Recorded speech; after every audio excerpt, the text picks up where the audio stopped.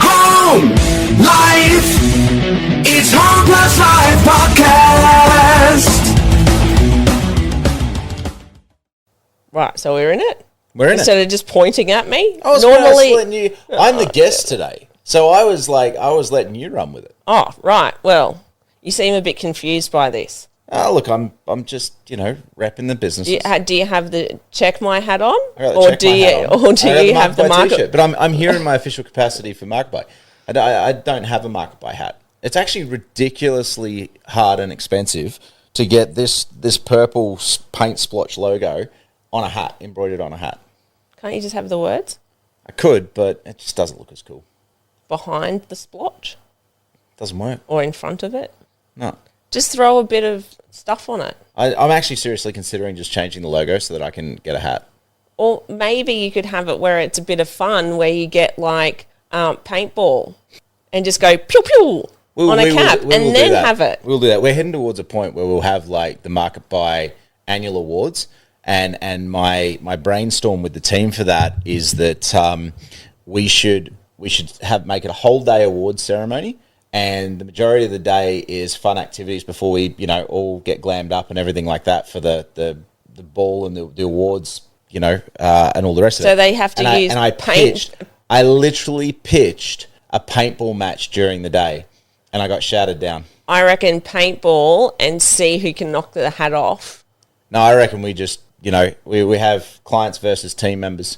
And I feel that's going to be outweighted. But if you're up for some really painful experience, you'll get shot. Just keep on getting shot. The other option is I donate Steve to the other team just so I can shoot him. And I think he'd love the opportunity to shoot me too. I'm pretty sure he would. Yeah, there we go. Okay, cool. So we're going to be talking about selling online and the progression of it now. Yeah.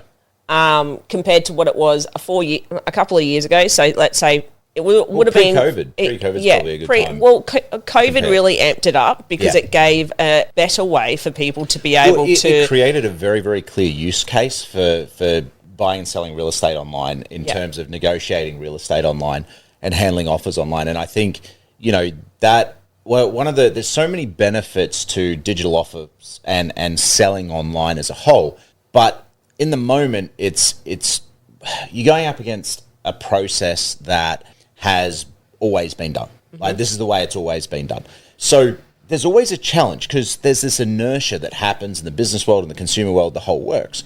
And so you've got to move people or actually get people moving away from the way it's always been done. And so you've got to really illustrate the benefits of that. And the benefits are massive. When we start talking digital offers and we start talking about being able to negotiate a property from your mobile phone without having to talk to anyone and doing it all digitally, there are monumental benefits to it. But when you've got to convince people, like particularly real estate agents, to change their process even just a little bit, that can often be challenging. And the beautiful thing about COVID, one of the silver linings, because let's be honest, we all lost 3 years and it sucked and none of us had fun. There has been some quite amazing things that have come out from COVID. So, necessity is the mother of all invention, right? And so with COVID and the restrictions that we faced, digital offer management, digital offers really sort of took off.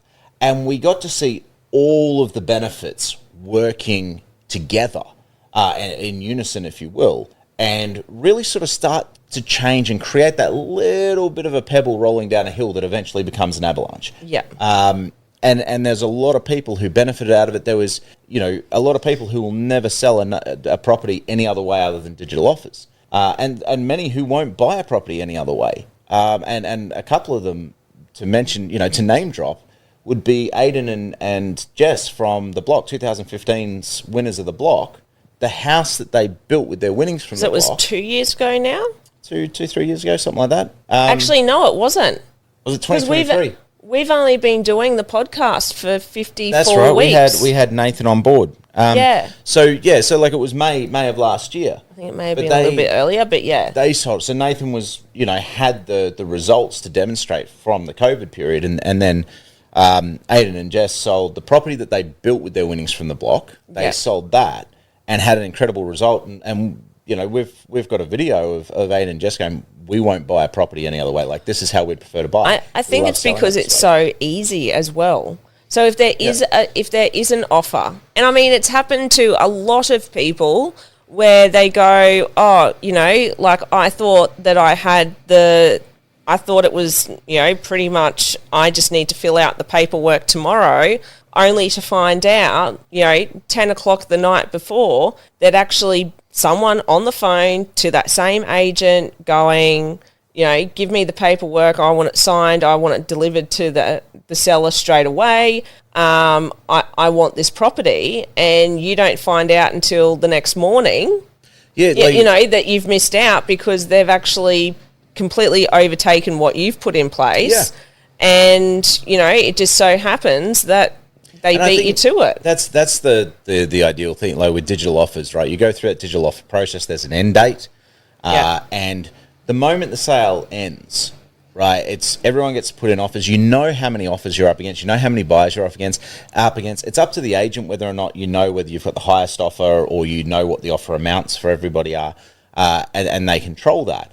But you at least have more information than the old school way, right? The put forward your best and final offer, the cloak and dagger, if you will. Yeah, it's a bit annoying. It is, right? And it's literally like, here's a knife, go and throw it in the dark, and hopefully you hit a wall and not a person. But it hurts everybody. It hurts everybody. And I'll explain why. Like, the seller doesn't get the best price. Because how many times have we heard people turn around and go, I would have paid more if I'd known? Yeah. Right?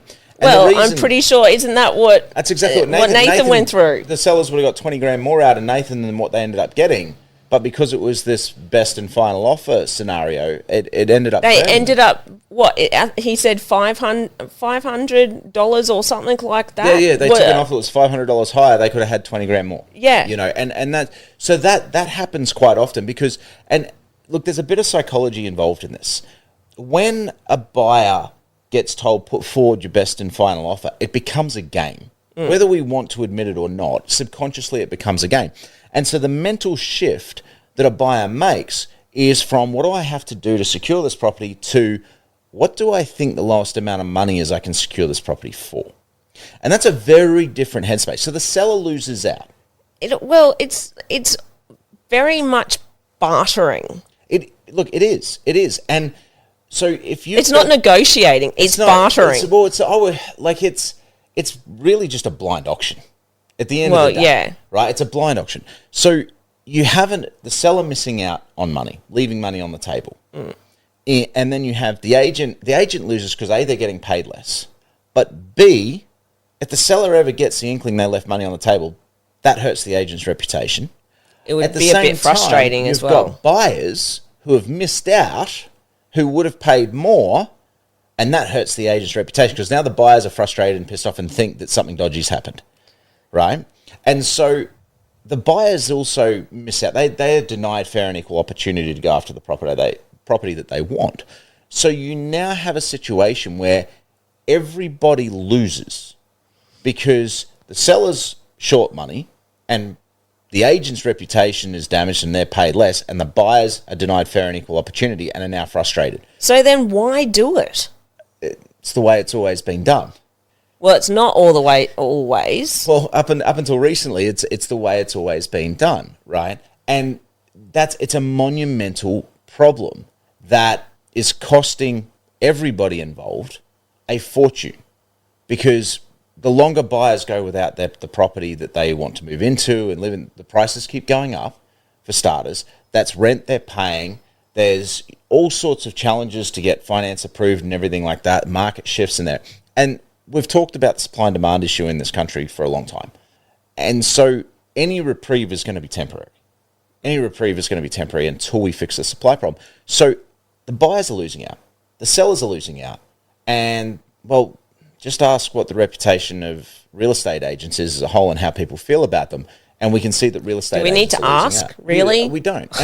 And I understand why. Because it's frustrating, right? Like, if you're denied fair and equal opportunity to go after what you want and what you've got the money to purchase, but you're denied that ability, you're going to be frustrated. You're going to feel cheated. It's kind of like being, in Pretty Woman when she walks into the shop going, big mistake. huge, massive.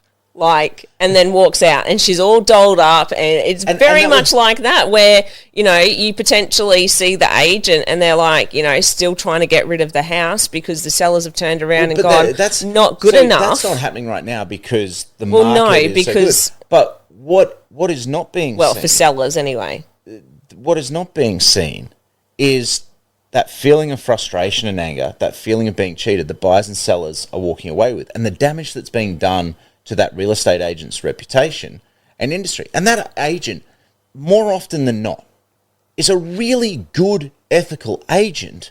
It's just, this is how they've been taught to operate, and this is the way it's always been done. So, okay, so the system's letting them down. That's right, but there is things that are coming in, like market buy and online offer management, digital offer management. I use the terms interchangeably. So they're the things that are going to be pushed. Those are the pushing of the envelope, really. Yeah. When it comes to practices that always have been, now they're the new kids on the block going, we can change and shake things up a bit. Yeah. And when I mean shake things up, I mean realistically, it is very much in favour of both buyer and seller. And agent. But when I mean in benefit, like, because now there is very much the transparency that everyone's been asking for. This is a genuine situation of a rising tide lifts all boats. Yeah. And it's beautiful. It's beautiful to see from behind the scenes. It's beautiful to be part of, because the real estate industry has had a really poor public perception for a very long time. Yeah. And when you go by the numbers, real estate has no more bad actors than any other industry. Yeah. But because of the processes and the systems that agents have been taught from the moment they got their license, it has always been an adversarial relationship. And that will continue, but an adversarial relationship doesn't mean that it has to be full of conflict and distrust. Yeah. And so when you bring a little bit of transparency into it, when you bring a platform that can aid in that transparency, that can keep everybody informed in real time, magic happens. And we've been seeing it. So one of the things that we see is buyers are actually, if they're given fair and equal opportunity to go after the property they want, yes, they will start low. But if they're in a genuine multi-offer situation, they will be very, very aggressive, and they'll go after the property that they want. And I suppose the other thing too is that for on the seller's side of things, doing a multi-offer, then, because isn't the old way, let's call it the old way, instead of the traditional way, the old way. The old way, the old. Because the new way is the online platforms. Yeah. So the old way with filling in forms, because there's forms to fill in. There's a lot of contracts and stuff like that. Yeah. So a multi-offer in that regards would be a longer process, would it not? It'd be a darker process. It'd be a far less transparent process. Because everything's there's a lot more paperwork behind the curtain. Sure, and everything's happening behind the curtain. And it's been really, really interesting to watch, because thousands of sales have been completed now on Mark Buy. You know, this is like, it's not theoretical anymore. Yeah. Right. And there's been some beautiful insights that have come along. So we're talking thousands and upon thousands because of sales. you've got quite a number of agents, don't you? Yeah. Who are, when I say that they're listing, they're also selling. Yes. And they have it down to such a fine art that they're like, if this property doesn't do this in X amount of time. You're talking about Brett Andresen. I am very much. Hi, Brett. Where it's, if this doesn't work out, then we need to adjust. We need to have that conversation. So this comes into something that has never really been available before in the real estate industry for everybody involved, right? Buyers, sellers, and agents. And it's data-driven decision-making, right? When it comes to selling properties, data-driven decision-making. Because previously it's been very emotional. Oh, it's been very emotional. And look, buyers will still buy emotionally. Yeah. Right? You fall in love with a house, you want it, you go after it. You do what it takes to get it. And that won't change. But what I'm talking about is the agent and seller relationship here is far more data-driven than what it used to be. And it keeps it like everybody is far more informed than what they are as a result of the market buy process. So if you look at, we'll take Brett Andreessen's process. So Brett sets out and he goes, we're going to run a 3-week campaign here. Now, the first week of this campaign is us actually just getting prepared before we launch the property on the market, right? So we're going to get it up on Market Buy. We're going to make sure it's ready to go and launch on the various real estate portals. We're going to do all of the things. The first open home is at the end of week 1. Yeah. Right? So they've got it all pretty. They've got it all pretty. Everything's prepared. Marketing's gone out. Photos are done. Yep. Videos done. First open home, end of week 1. Yeah. Okay. They're now going to have everyone come through the open, and Brett's going to say, hey, look, we're selling this digitally, like online, so you'll make your offers online. You can make your offer from mobile phone. Here, scan this QR code, and you'll be able to register in order to make an offer. By the way, these are the sale conditions. Now, I can't remember if Brett changes it up or if he does it the same way every time, but if, for example, he may go, we're actually going to reveal the prices, so you're going to know exactly where you stand, or he may go, look, we're going to hide the prices, but you'll know exactly how many offers and how many buyers there are involved in the sale. Showing the prices and not showing the prices, is that up to the discretion of the real estate agent or the seller? Both. So, and that's actually a really, really good question. Can we come back to it? Yes. I'll go through Brett's process because that one touches on some best practices. Okay. And I think there's a really cool discussion to be had around that. Okay. So with what Brett does, I'm pretty confident actually as I think it through, he leaves prices revealed and exposed, right? Says, right, so you'll be able to see where you're at, make your offer, and you'll have fair and equal opportunity to secure the property. So it's like a total transparent. Brett likes to run total transparency. Yeah. Right? Now, an interesting thing is someone's out there going, isn't that just an auction? No. It has similar... You don't have your paddles. Well, it has similar traits to an auction in that, yes, there's a bit of competition. Or scratching your nose. Or doing an eyebrow. And you can see the offers. There's that level of transparency. But keep in mind, the seller doesn't actually have to take the highest offer.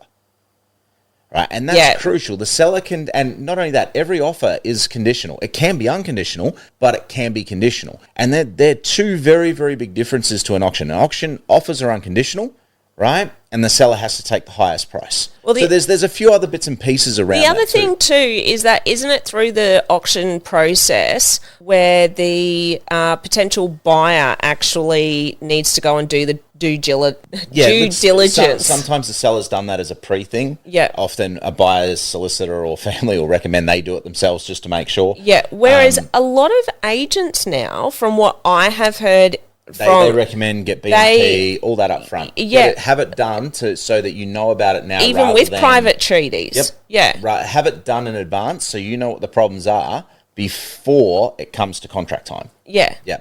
So anyway, Brett will run that. Now, Brett will say to his clients who go, hey, we're going to go at this price. This is where I feel it is. If this is not sold by the third Sunday, so we got Sunday 1. Yeah. Right. Then we got the weekend in the middle. Yeah. And then the final Sunday. Yeah. Right?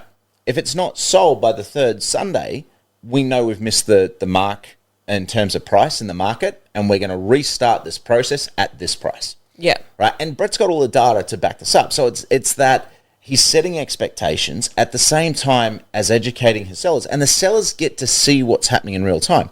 So as the offers and the buyers as well. The buyers do too.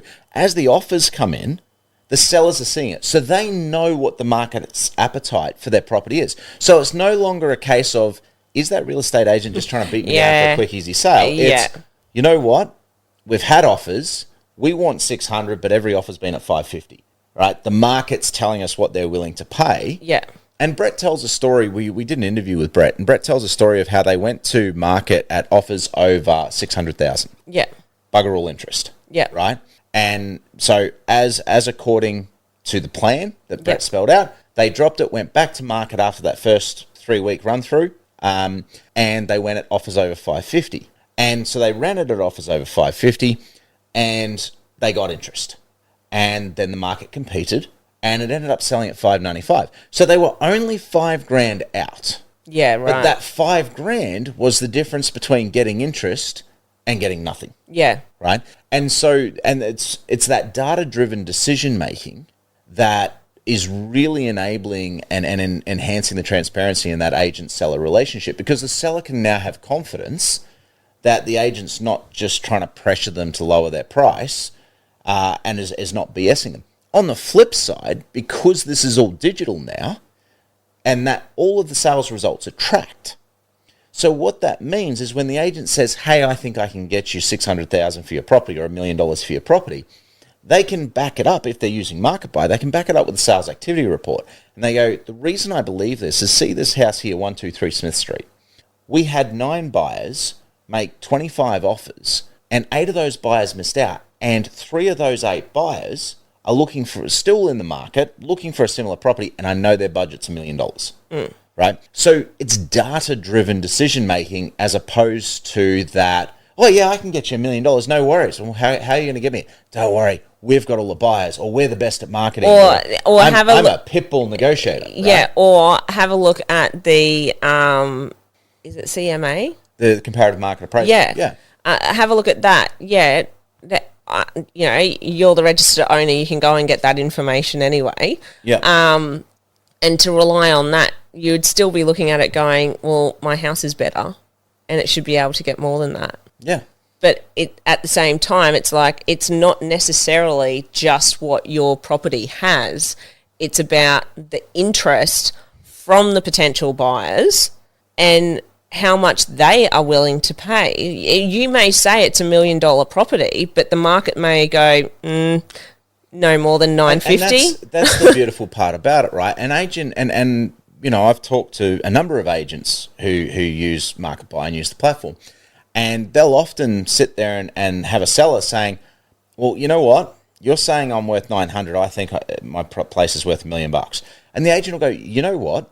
Let's run the campaign. Let's run a 2-3 week campaign and let's see where the interest is at. Because in this market, particularly if you're in Queensland, but in a number of markets like WA is a little bit crazy at the moment, Queensland's a bit crazy, New South Wales is interesting, Victoria's a little bit quieter, South Australia is fairly consistent. But if you look at it, and it gives the agent the ability to go, let's run this for 2-3 weeks at your price. Let's see what the market's appetite is. And if the market's appetite is there, we will know. We'll get the offers, we'll get the interest, and you'll be able to see it. If it's not, then come that third Sunday, let's reevaluate. Let's go through and look at it and see.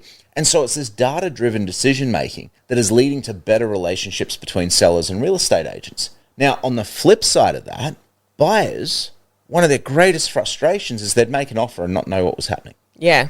Right? Be ignored. Or they'd make an offer and it was best and final and they'd miss out on the property and they would have paid more. Now they know where they stand. They have fair and equal opportunity to go after it and they can compete for the property. Because look, every market in Australia at this moment is going through various degrees of competition for good property.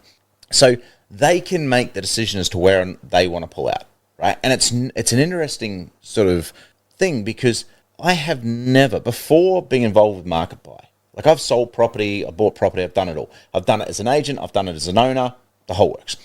I have never experienced buyers missing out and being relatively chill about it until experiencing MarketBuy. And the reason for it, and I've spoken to a lot of buyers and we've dived into it a lot, is they had fair and equal opportunity to go after the property that they wanted. Yep. And because they had fair and equal opportunity... just need to get comfortable because my bum's getting sore. That's all right. Because they had fair and equal opportunity, they were quite happy to go, you know what, it's now gone beyond where I want to be, I'm out. They didn't feel they missed out because of cloak and dagger. They missed out because someone was willing to pay more. So, okay, this leads into the conversation that we're having prior production, where when it comes to the whole ensuring that there is, I suppose, some sort of compliance around things. You're attracting all the little mozzies today. Yeah, I think little sandflies or whatever. How do people know that this isn't just another tool that agents can use in order to make out as though they're doing a lot of best practices, but not actually doing them to their full Yeah, look, the most beautiful thing. You get what I'm getting at. I get where you're going at, right? Like we're dealing with the bad actors. Effectively, you're asking, how can bad actors manipulate the system? Can they manipulate it? Yeah. And what kind of surety does a buyer or seller have against that? Yeah. Right. The beautiful thing about everything going digital is the moment it's digital, everything's tracked. Every single thing is tracked and monitored, right? And the beautiful thing about that is that we can see exactly what's happening in the sale. Now, if you believe that something untoward has happened, right, your first port of call is to complain to the agent. And if you're not happy with their response, then you complain to the Office of Fair Trading, right, which is whatever, they're named differently in each state. But could they also go to any of the real estate bodies themselves the REIs don't typically handle this sort of stuff. Right, okay. Right? So you'd need to go to your equivalent to Office of Fair Trade. Office of Fair Trade. So let's play this out, because this has played out at times. Yeah. Okay. So we've had a buyer who was upset. And I can give you the numbers. Like in the entirety of Market Buyer, it's about 2 in 1,000 buyers, or it's two sales out of every 1,000. Somebody feels a little bit squeamish about and raises the question. Right. Okay. And so the question is, how do I really know that is actually legit, the process is legit? There is actually 9 other buyers there, 100%. And it's not just the agent going do. Yeah, and it's a fair and reasonable concern. Yeah. Right. Particularly given the public perception and reputation of the real estate industry as a whole.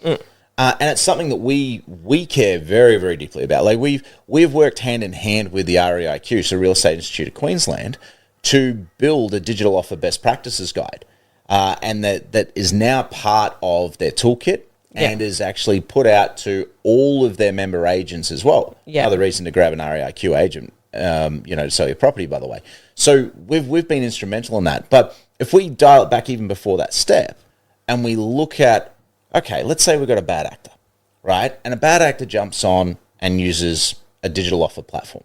We're digital, so every single thing is tracked. Yeah. Right? Everything. And let's say our internal monitoring misses it. We don't, but for hypothetical argument's sake, like we've picked up stuff and addressed it, retrained agents and gone, hey, that's not on. Are you doing it deliberately, or is it just, are you missing a feature? What are you doing? And we'll retrain them. We've got very, very strict operation terms of use and things like that. If they're doing it deliberately, gone for starters. But let's say we miss it. So essentially you would sack the agent. Oh, hell yeah. Absolutely. Right. Look, we often don't sign them up because we know exactly, like we will go and talk about the transparency angle and how everything's tracked and everything's digital. And the bad actors, because the moment you start talking about that, they are no longer interested. Right. Right? And it happens quickly. Good agents use Market Buy, bad actors do not. Right. Right? And that's a huge thing. But when we... Hold on, we do just... I do just want to say here that we are not saying that people that aren't using online platforms are dishonest agents. No, just in case you go... Well, there's plenty of agents that aren't using it, so therefore they must be the bad agents. No, this is not a compulsory thing to sign up to. I'm not saying that. What I'm saying, though, is that when we come across, like when we're looking to bring on new agents, new clients, because you have not we. I don't do any part of Market Buy, but you do have, like, I suppose on some level it is a vetting. You talk to them, you find out what they're interested, what they're after. They want to know how the system works. Post monitoring and things like that as well, and that's it. But let's say that our post monitoring, like their sign up and monitoring of accounts and that, let's say it doesn't play out as it should. Let someone get sick, whatever, it slips through the cracks, and a buyer goes, you know what, I feel like I was shafted. Yeah, and they make that complaint to OFT, and OFT reach out to us and go, hey, what's the go? And we say, cool, what was the sale? What was the address of the property? Excellent. Here is a full audit report that shows you all of the activity that occurred on that sale. Yeah. It is email addresses attached to every activity that somebody made, IP addresses, the whole works. And one of the most obvious things that stands out when you look at one of these reports, and by the way, we've got alerts in the system that flag it for us and go, hey, you've got someone on 2 people supposedly on the same IP. right? And we go, yeah, right, really? Let's have a look at that. But when you look at that, right, we hand that report over to the Office of Fair Trade, they can see all that as well. And so for their investigation, they can go in. And, you know, we work very closely whenever there is an OFT investigation, we work very closely with OFT and the agency, and we go and work with the agency, go, hey, are you following best practices? Yeah. Are you, and here's best practices. We helped the RAIQ write the best practices guide. Are you following these? There's a reason we wrote these. So then, these are our training. realistically, because you and the REIQ have worked close together, it also means that should there be any other things that are happening, things in question when it comes to the purchasing process, that, well, any of the other online platforms and stuff, that realistically the OFT do have some sort of basis to go back to go, well, this is the best practices from the REIQ, so therefore this is what you should be doing. Yep. So if you're not doing this, then there's something that there needs to be more training. Or does the OFT have the ability of going and investigating that particular agent/agency? They investigate complaints, and if there's a number of complaints against an agency, then they may investigate that agency, right? Yeah. But they'll investigate the complaint, and that's where we come in, because we can provide that full audit of everything that happened in the sale. And keep in mind, like, it's no longer hearsay. So if something dodgy happened, we've tracked it. And it gets exposed. And it does come up with like a little asterisk, doesn't it, to say that an agent has actually submitted an offer on behalf of a buyer. Okay, so that's a feature that bears explanation. So sometimes... Just because I want to explain it so that people out there realise that... 100%. And this is part of the transparency and the importance of understanding, knowing what's happening in the sale. Sometimes there'll be people, for whatever reason, they can't make their offer digitally, right? So they don't have internet access where they are, or... it may just be that they don't actually necessarily trust the system, so to speak. Look, that happens far less. Or they don't really use it's more internet. People that are kind of technically phobic, right? Yeah. Or technically illiterate, shall we say? Yeah. Or technologically illiterate, and that's fine. And we've got a feature that allows the agent to receive that offer in writing from. And by the way, that's best practices. If you're going to enter an offer into the system as an agent, you've got to get it in writing. Yeah. You have to have evidence of that offer. Yeah. If not, OFT will kick your backside to the curb. Yeah, because they could have said it verbally, but you don't actually have anything to prove it. If you have no proof of that, then that's on the agent, right? But they get the offer in writing and they go and enter it into the system. So now it enters into the system, but that offer pops up with an asterisk next to it, so that everybody knows that offer was actually entered by the agent on behalf of a buyer. Okay. And Question. And that's super important, because there are situations where the agent receives an offer that can't be digital for whatever reason, and they've got to add that into the system. Okay, so this is where I say to you, say there is an agent who is interested in the property, right? It's not like it's in the same agency that they work for, and they're interested and they're in the market trying to buy as well. It's not like they can go to their mate and be like, "Oi, can you tell me what the highest bid is, so that I can make sure that I definitely get this property?" I mean, that's got nothing to do with the digital offer platform. Well, with the... Because that can happen. If it's closed, if it's not open with closed, hold on, with the prices that they're not exposed, I should have said, and you've got old mate, let's say Bubble O Bill, right, and then there's Woody from Toy Story, old mate with the bubblegum nose, yeah, and then there's old mate Woody who's doing the sale. So we got Bill and Woody, Woody, and Woody is doing the sale himself. Yep. It's all online. Bubble O comes up and is like, "Oi mate, I want to get this property. I'm really interested. Can you tell me what the current highest bid is at? I'm buyer C, but it's buyer F that's actually up the top there so that I can outbid them. Is there any way to ensure that that type of thing doesn't go on? You're asking for a CCP level, like social CCTV, constantly watching everybody. Well, look, there is people out there that go, well, I have been outbid, and I do know someone personally where it has happened, where they were just like, hold on, if I had have known that, like, that is not fair. Like, that is absolutely not cool. I agree. 100% I agree. And it is a problem with bad actors, right? And this is the thing. If an agent in the office is going to go to the listing agent and go, hey, give me the inside scoop, that's massively unethical. Massively unethical. They should be turning around going, well, you need to jump on there. Right? Go hard. Go and do your best to get it.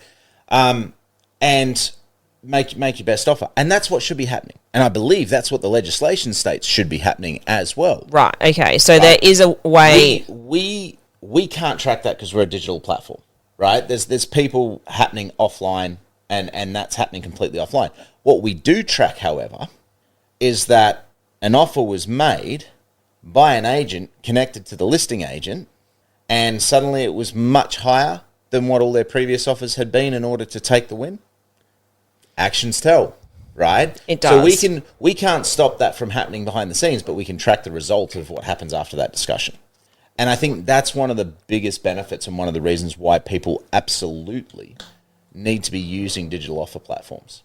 Because even if we can't stop, the sort of dodgy back alley conversation, if you will, right, backroom behind closed doors conversation happening. Wink, wink, nudge, nudge. Exactly. Between Woody and Bubble-O. Exactly. Woody and Bill are always going to be able to wink, wink, nudge, nudge, right? But the actions that they take after that wink, wink, nudge, nudge are then logged and recorded in the system. And this is another one of the reasons why I say bad actors won't use Markiplier. Yeah, right. They don't. So, look, at the end of the day, the sellers win, the buyers win, the agents win, the whole industry wins, right? Because we're bringing that additional level of transparency. And it's amazing what happens when you do bring that transparency and people can trust the process. They're far more willing to engage with it, and everybody ends up with more. Yeah. I feel that there's more on this, but I have just realised the time. Yeah, you've got to go pick up a midget. A midget. So no, that's fine. So I think we can do a part two. I think we really do need to do a part two because I feel that there's many more questions that I need to throw at you in order to be answered, so that people do have the faith in the system of the online management platform. No system's ever going to be perfect, but this is a vast improvement on what the system has been. It can always develop. Yeah. Oh, there's more stuff coming all the time, and it's geared around bringing that transparency and that effectiveness and that efficiency. Because I want to talk about some functionalities that agents have the ability of using so that people understand just how in depth it comes to when not just the training of the agent for market buy, but also the functionalities that it does have to ensure that best policy is taken. Oh yeah, absolutely. We track all that. Yeah. Yeah. All right. You go pick peace up out. Have a good one. See ya.